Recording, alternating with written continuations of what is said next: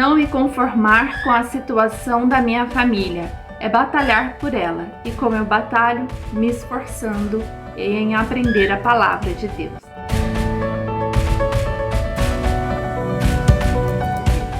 Seja bem-vindo em mais um Devocional Palavra que Transforma. Estamos hoje num momento especial, nos últimos dias de reflexão com o tema Protegendo o Meu Jardim. Hoje, um dia especial por quê? Porque estamos com dois convidados, meu pai e minha mãe, o Walter e a Neuza, um casal de 50 anos de casado, de uma experiência fantástica que pode muito nos ensinar como proteger o nosso jardim. Que jardim? Os nossos filhos, a nossa família, aqueles que estão sob o nosso cuidado.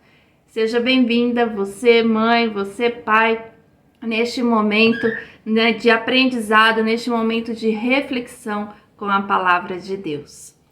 E antes de passar para eles, eu quero fazer uma retrospectiva daquilo que nós já falamos sobre este assunto. Falamos no Salmo 127, Salmo 71, falamos também sobre Joquebede, a mãe de Moisés, uma mãe zelosa, que a sua trajetória para guardar os planos de Deus para a vida do seu filho Moisés e para uma geração e as que viriam, ela guardou, preparou, depositou e instruiu sobre a vida de Moisés, para que este então cumprisse o propósito, cumprisse os planos de Deus. E como falei no primeiro dia de reflexão, no início, lá na parte 1, que foi sobre Salmo 127, e naquele momento eu mencionei que traria um casal, uma pessoa para falar sobre este versículo. E este casal, então, é o meu pai e minha mãe. Sejam bem-vindos em nome de Jesus. Fale um pouquinho da experiência de vocês quanto à trajetória de liderança para famílias, liderança para casais. Fiquem à vontade, pode falar um pouquinho, meu pai, minha mãe, o que vocês decidirem, o que Deus direcionar. Amém. Vou passar para o seu pai para ele começar, né? Porque aqui a gente respeita a questão do varão da casa, né? O cabeça da família. Então, ele como cabeça da família, a gente já começa assim, né, para que tudo vá bem em uma família. Então, vou passar a palavra para ele. Amém. É um prazer muito grande, querida filha Trícia, podermos, pela primeira vez, trocarmos conhecimentos, experiências, né, com você principalmente, com seus telespectadores, que não são poucos, né? Aqui não é uma televisão, mas é uma televisão pequena que talvez tenha mais infiltração que uma televisão grande, porque ela vai a qualquer lugar. E como experiência de vida, o que acontece? Nós estamos com praticamente 51 anos de casados. Não, já vou dar uma corrigida aqui. Vamos fazer 52 em janeiro. Então, o que acontecia na nossa vida, Trícia? Nós não trabalhamos sempre em ambientes corporativos, sua mãe em ambiente educacional, e exercíamos papéis de liderança muito forte onde trabalhávamos. Eu trabalhava numa multinacional e sob meus cuidados tinha inúmeras, centenas de pessoas. E com a sua mãe da mesma forma. E a palavra é muito clara quando diz sobre a liderança do lar. Para Deus existe só uma liderança, não só para Deus, como qualquer ambiente de trabalho, ambiente social, ambiente de igreja, digamos, de família, é uma só liderança. E Deus, para isso, Deus instituiu a auxiliadora idônea, para que ela auxilie com toda a propriedade que Deus deu a ela, o seu líder. E quer queiramos ou não, o líder da nossa casa é o Walter, sou eu. Tenha eu estudo teológico ou não, eu sou o líder da minha casa, eu sou o sacerdote da minha casa. E isso é um mandamento de Deus, é uma instituição criada por Deus, eu tenho que segui-la ao pé da letra, e sua mãe da mesma forma. Essa atitude dela no início aqui da nossa palestra, da nossa conversa, digamos, né? Ela passou a palavra para mim em respeito a essa liderança. Então eu louvo a Deus, regozijo-me diante dele, por ela ter essa noção tão exata do que é ser liderança e ser submissa, e ser liderada. Porque outrora nós éramos, como eu disse, líderes em ambientes de trabalho. E quando você volta para sua casa todos os dias, aquela liderança lá fora, ela vem impor dentro da sua casa. E ela não pode impor, você não pode misturar uma liderança externa com a liderança do seu lar. O seu lar é segundo os mandamentos, segundo as orientações de Deus. Então é isso que aconteceu conosco. Quando nós entendemos, quando ela aceitou isso em seu coração, essa submissão maravilhosa que ela tem como auxiliadora idônea, eu creio que nossa vida se transformou de uma tal forma que tudo fluiu segundo a vontade do Senhor, e foi bênção para a nossa vida, e a bênção não se limitou a somente nós dois, mas e principalmente ela foi estendida à geração que nós criamos, que são vocês, suas irmãs, e por consequência os seus esposos e os seus filhos e os nossos netos. Nós estamos aqui fazendo o quê? Preparando uma geração para o reino de Deus. Ou seja, de geração em geração. Glória a Deus por isso. E se estende aos bisnetos também, né? A família já cresceu bastante mesmo. E essa explanação de vocês é extremamente importante, porque ao analisar, ao refletir sobre este assunto, protegendo o meu jardim, eu li um artigo que falava justamente sobre isso, sobre essa inversão de valores, né? Onde o certo está se tornando errado, o errado está se tornando o certo, então eles estão se confundindo. Eu até escrevi aqui para não esquecer o que falava nesse artigo sobre a capacidade que as pessoas têm hoje de aceitar o errado como certo. Então, a atitude, o posicionamento que vocês tiveram sobre a liderança, né, a quem compete a liderança, o sacerdócio, né, o cabeça da mulher e a mulher como auxiliadora da casa, sem desperdiçar toda a habilidade que ela tem lá fora também como líder, né, mas as pessoas hoje em dia, elas estão invertendo totalmente esses conceitos, que são conceitos bíblicos, conceitos que nos levam a um nível, né, de maturidade, de relacionamento com Deus mais próximo. E ele fala que nós estamos omitindo essa percepção em um comportamento de silêncio, ou seja, nós omitimos aquilo que está certo, nos silenciando para não gerar um conflito dentro de casa, por exemplo, com os filhos. Nós percebemos que os filhos estão cometendo alguns erros, estão em direção contrária e estamos nos silenciando com medo de perder esse filho. E quando na verdade nós estamos perdendo pelo silêncio. E até o profeta Eli, ele é um exemplo claro na palavra de Deus quando ele nega a exortação a seus 2 filhos quando estes não faziam o que era correto dentro da função que eles exerciam. Então hoje nós estamos vivendo nessa inversão de valores. E observando uma palestra que vocês fizeram para a família, vocês falaram sobre o Salmo 127. E eu vou ler o Salmo 127, depois eu gostaria que vocês falassem um pouquinho sobre este salmo. Fiquem à vontade para falar e depois eu retorno com algumas perguntas. E este Salmo 127 diz assim: se o Senhor não edificar a casa, em vão trabalham os que edificam. Se o Senhor não guardar a cidade, em vão vigia a sentinela. Inútil vos será levantar de madrugada, repousar tarde, comer o pão de dores, pois assim dá ele aos seus amados o sono. Eis que os filhos são herança do Senhor, e o fruto do ventre o seu galardão. Como flechas na mão do valente, assim são os filhos da mocidade.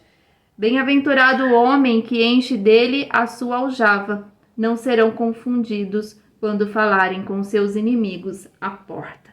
Então eu gostaria de ouvir de vocês essa questão, os filhos como flechas.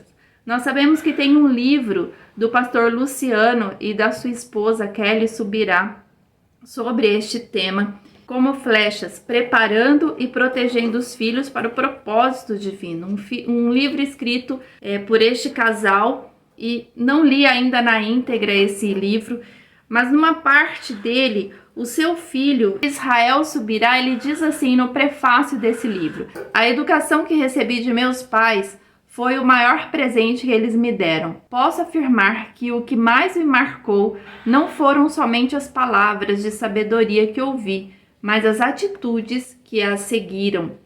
Então, diante destes salmos que nós lemos aqui, que fala sobre que os filhos são a herança do Senhor, que são como flechas na mão de um valente, assim como os filhos da mocidade. E ele fala aqui que recebeu o maior exemplo dos pais, que foi um presente dele, toda a sabedoria que ele ouvia. Então, o que envolve isso? O que envolve essa questão de filhos como flechas? É o seguinte, quando nós temos nossos filhos, nada é por um acaso. Os filhos realmente, como você disse, eles são heranças que o Senhor nos dá. E a herança, ela é assim também. Você recebe uma herança financeira dos seus pais, você vai gastá-la da forma com que você vai dar o valor a ela, né? Você pode acabar com aquilo de uma vez, gastando tudo, e você pode também fazer essa herança, ela crescer, ela se multiplicar. Com os nossos filhos também é assim. Só que eu acho que nessa época nós estamos mais ansiosos por deixar uma herança do que deixar um legado. O que o filho do Subirá disse, que ele enalteceu o pai, dizendo que a maior herança que o pai deixou foi a educação dele, aquilo é um legado. É um legado. O legado não tem ladrão na esquina que tome da gente. Agora, a fortuna, a herança como fortuna, qualquer um tira da gente.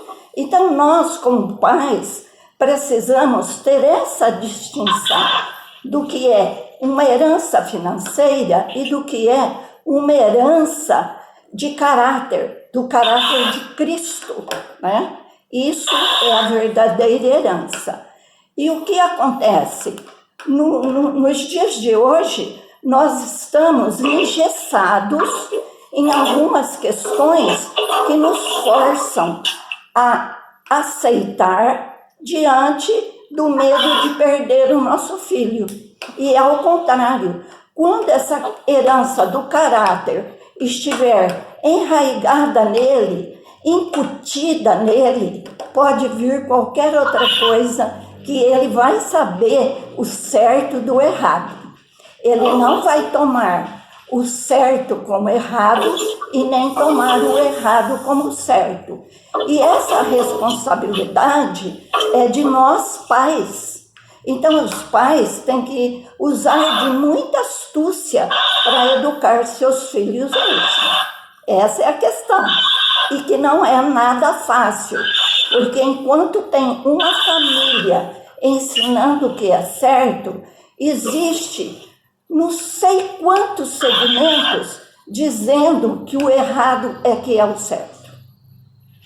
Beleza, ela explicou muito bem e eu complemento, Trícia, falando o seguinte: essa verdadeira herança que Deus nos dá, que são os nossos filhos, eu trago mais para o lado assim, da alegria, da satisfação, do prazer que Deus nos dá, dessa dádiva que Deus nos dá, em termos os filhos para completar a nossa vida passageira aqui na terra. E a herança maior que nós temos é poder prepará-los, conforme dizem em Salmos, para um futuro segundo o plano eterno de Deus. Porque o que Deus espera de nós? Que nós preparamos as nossas heranças, investindo nessa herança para que ela produza muito mais do que ela já é. Se nós temos um depósito, que são os nossos filhos, bem cuidados, né, bem direcionados, bem ordenados, certamente esses filhos serão uma herança muito maior no reino de Deus. Então, quando o Salmo fala lá em 127, 4 e 5, que ele fala que os filhos são como flechas, o que subentende aí essa flecha, né? Você, por exemplo, Trícia, é uma flecha da nossa vida, só que uma flecha que já foi lançada. E eu, como pai, eu sou o verdadeiro guerreiro, o verdadeiro arqueiro que lançou essa flecha. Eu entendo que quando você foi lançada, nós não tínhamos tanta consciência do plano de Deus sobre a vida dos filhos. Mas aprove ao Senhor, pela sua misericórdia, alcançar-nos, alcançar você, alcançar as suas irmãs, e vocês terem se transformado numa flecha ou em flechas lançadas verdadeiramente no alvo certo. Agora, se o filho é uma flecha, o arqueiro tem uma aljava. Nós sempre, veja bem, só lembrando um passado nosso, nós trabalhávamos com casais, dando um curso que nós dávamos para casais, e tinha uma lição que abordava muito esse aspecto de filhos como flecha. E logo depois, logo recente, o pastor Subirá lançou esse livro dele, mas nós já trabalhávamos com isso, nós tínhamos essa noção exata do que é ser filho como flecha. E o que acontece? Via de regra, as pessoas consideram a flecha, qual é o alvo principal da flecha? Jesus, sem dúvida. Mas para chegar em Jesus, você antes tem que preparar o seu filho, prepará-lo para o mundo. Isso que a Neuza falou dos valores invertidos do mundo. Se você lança uma flecha hoje sem preparação, porque o que significa uma flecha? É uma arma de um guerreiro. Uma flecha tem um destino. Qual é o destino? Atingir um alvo. Qual é o alvo? É um inimigo. Então, quando nós lançamos nossos filhos, nós lançamos nossos filhos para o mundo. O mundo é o nosso inimigo. Então nós temos que preparar esse filho, essa flecha, muito bem. E há um tempo de preparação. Então subentende-se que essa aljava falada aí, que fala no versículo 5 do capítulo 127, o que é essa aljava? É o tempo de preparação que nós, pais, temos em preparar os nossos filhos, deixá-los adequados para ter o momento certo de serem lançados. E eu entendo que nós, de certa forma, erramos. Quando vocês foram lançadas no mundo, nós não havíamos preparado-as para isso. Mas hoje nós temos esse entendimento. Glória a Deus por isso. Então, nós, como explicação e como ensino, nós deixamos bem claro que você tem que ter um marco, você tem que ter uma flecha, você tem que ter uma aljava. E essa flecha você tem que prepará-la e guardá-la na sua aljava para o momento certo ser lançada. E quando no versículo 5, que fala assim, que bem-aventurado o homem que se enche a sua aljava das suas flechas, que são seus filhos, né? E quando o inimigo bater a sua porta, você não será confundido. O que é isso? É até um sentido familiar, porque o pai que projeta o filho para a vida, ao receber o inimigo da porta, ele está junto com seu filho e o filho junto com o pai. Então eles estão juntos, unidos, um ao lado do outro, para se defenderem do ataque do inimigo. Então essa porta que fala que o inimigo vai bater a sua porta, é o mundo que a Neuza acabou de falar. O mundo tão mal que existe hoje, com os valores tão invertidos, tão deturpados, que destrói, corrói os valores, os princípios que Deus nos deu ao longo da criação. Inclusive, nós não podemos criar nossos filhos numa bolha. Ele tem um mundo para enfrentar. Então, essa flecha, ela não pode desviar. Ou se ela desviar para lugares que não é o alvo, ela tem que rapidamente encontrar esse alvo. Porque senão, aí vai ser fora do objetivo nosso. Nós temos que passar por esse mundo. E a gente tem que passar por eles se sujando o menos possível. E, inclusive, Trícia, quando o guerreiro, o valente, que é uma definição melhor que tem para um pai, né? O valente, um sacerdote, um líder da sua casa, vai lançar a sua flecha. Antes de fazê-lo, existe uma união muito grande. O ideal é que haja uma união muito grande de uma família para lutarem unidas para um só propósito. Então, ao criarmos nossos discípulos espirituais, que são nossos filhos, você é uma discípula espiritual que nós criamos. É muito profunda essa afirmação, porque você, antes de lançar essa flecha, prepare-a, oriente, ensine, mostre o que é o mundo lá fora. Por exemplo, se eu tenho um filho homem, esse filho uma hora vai se formar, vai casar, eu tenho que prepará-lo até para o casamento. Eu tenho que ensiná-lo a tomar conta das finanças, a tomar conta de um lar, a suprir as necessidades básicas da sua família. Então isso é preparar uma flecha. Isso está na mão do valente. E eu também, assim, eu penso que na época de vocês, na época dos pais, né, ou seja, dos meus avós, a educação era, eu não sei se era mais difícil ou mais fácil.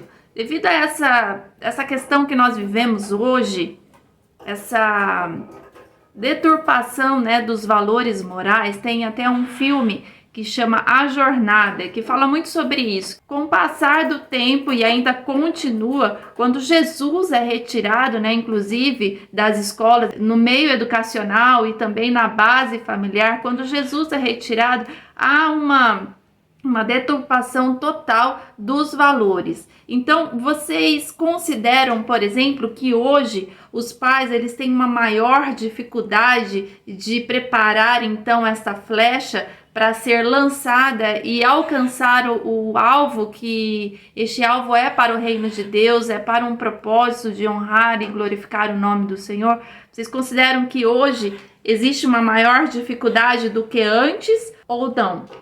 Com certeza, Trícia. Deixa sua mãe fazer um resumo e depois eu vou explicar. Essa pergunta que você fez, esse relato, é o seguinte: não é fácil educar. Antigamente tinha menos informações. Então, você dentro de casa, você tinha uma voz mais ativa, né? E hoje não. Ele tem a voz ativa dentro de casa e tem toda a informação de mídia, de escola, de todos os segmentos onde ele tem que frequentar. Mas uma coisa muito importante que sempre que eu estou falando desse assunto me chama a atenção, Agostinho de Hipona disse que nós precisamos educar nossos filhos 20 anos antes dele nascer. O que isso significa? Se eu tenho que educar meu filho 20 anos antes dele nascer, significa que eu tenho que me educar primeiro, para depois educar o meu filho. Então, os pais que não estão preparados o suficiente para educar seus filhos, eles têm que ir em busca de conhecimento, já que ele não teve essa preparação de 20 anos antes. Então, ele tem que procurar. E é isso que, às vezes, os pais preocupados com a herança financeira, se esquece do legado. E este legado é o que vai ser mais importante lá na frente. Complementando, Trícia, o que acontece? Isso que a sua mãe falou, do volume de informações que nós recebemos hoje. Existe até uma expressão que fala que o estresse é fruto do excesso do presente. E o presente é o excesso de informação. É informação de todas as formas. Tem muitas informações boas, mas muito maior ainda a informação perniciosa, perigosa, que nossos filhos têm acesso, né?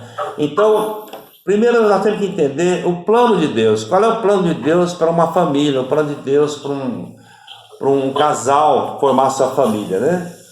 Deus se preocupa, quando nos fez no Jardim do Éden, ele tinha um propósito. Aliás, para Deus tudo é propósito, né? Não existe nada que Deus tenha feito que não haja um propósito, e um só propósito. Para tudo que ele fez tem um propósito.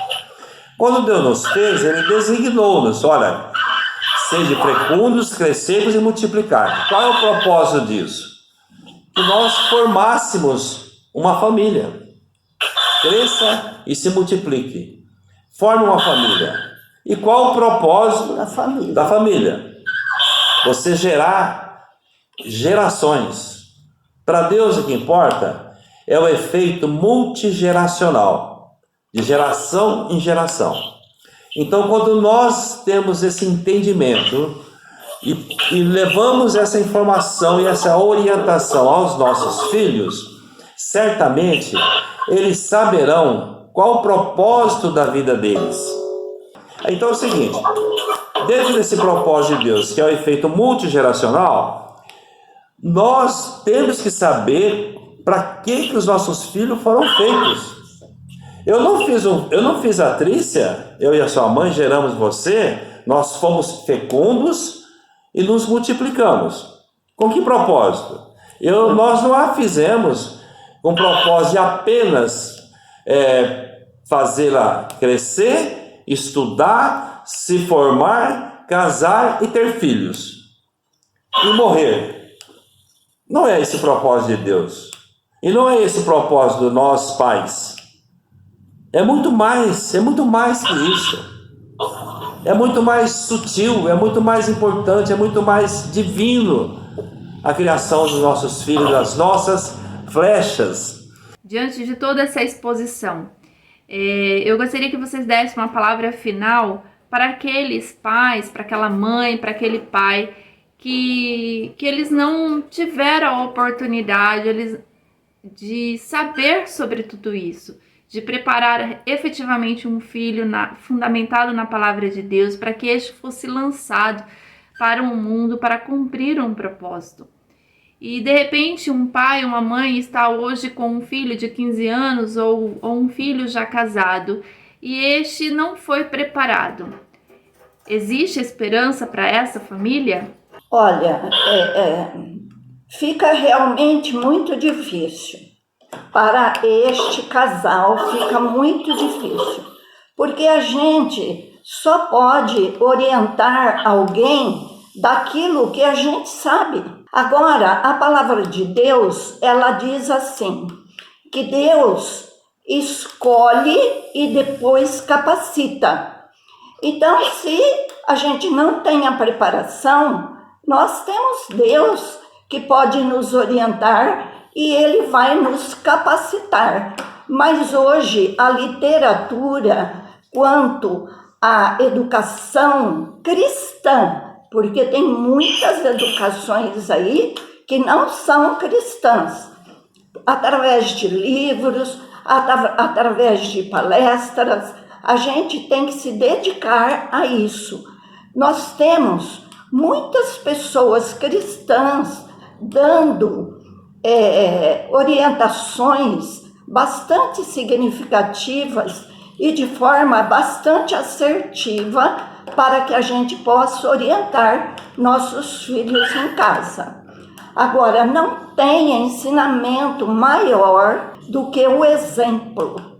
Então não adianta eu querer que meu filho faça algo que eu não estou fazendo. Ele não vai acreditar em mim. Então, primeiro, o casal se capacita, ora a Deus e vai ser exemplo para o seu filho. Um exemplo vale muito mais que palavras. Não adianta, por exemplo, você pegar o seu filho, botar na sua frente e falar: olha, você não faz mais isso, eu não quero, eu não aceito. E você mesmo, dentro de casa, tem práticas diferentes. Então, ele aprende muito mais com o exemplo do que com o sermão. Amém. Então, há esperança para as famílias que, quando estavam sendo constituídas, não souberam, preparar a flecha. Mas com Deus na direção, Ele concede a sabedoria, concede a misericórdia e o amor para que uma família ela entre na palavra de Deus. Amém? Gostaria de perguntar muitas outras coisas, fiz bastante anotação aqui, mas muitas vocês já responderam. Mas eu creio, em nome de Jesus, que terão outras oportunidades para a gente desfrutar desse bate-papo, desse momento de reflexão da palavra de Deus. Depois eu quero um momento com a Neuza, minha mãe, falar sobre o pensar laranja. Quero conversar um pouquinho mais depois com meu pai sobre o assunto da mulher saber quem é o varão na casa, de saber quem é o seu cabeça. Então tem muitos outros assuntos para a gente tratar. Mas fiquemos por aqui com essa linda reflexão protegendo o meu jardim. Sabemos que Deus tem muito mais para cada uma das famílias, tem muito mais bênçãos para entregar, mas precisamos ser exemplos para os nossos filhos, precisamos saber educá-los para poder lançá-los. Que Deus abençoe a vida de vocês dois, sou muito grata por vocês dois serem os meus pais, o meu exemplo, para que eu possa exercer aqui como esposa, como mãe, como vó, tia e tantas outras funções que o Senhor tem colocado na minha vida. Muito obrigada. Deus abençoe o ministério de vocês e espero que cada coração que tenha participado desta reflexão se sinta preenchido pelo Senhor. Deixo com vocês uma palavra final para a gente encerrar essa reflexão. Trícia, que Deus abençoe e continue, abençoando esse ministério teu, porque eu conheço famílias que já tomam café da manhã ouvindo o devocional.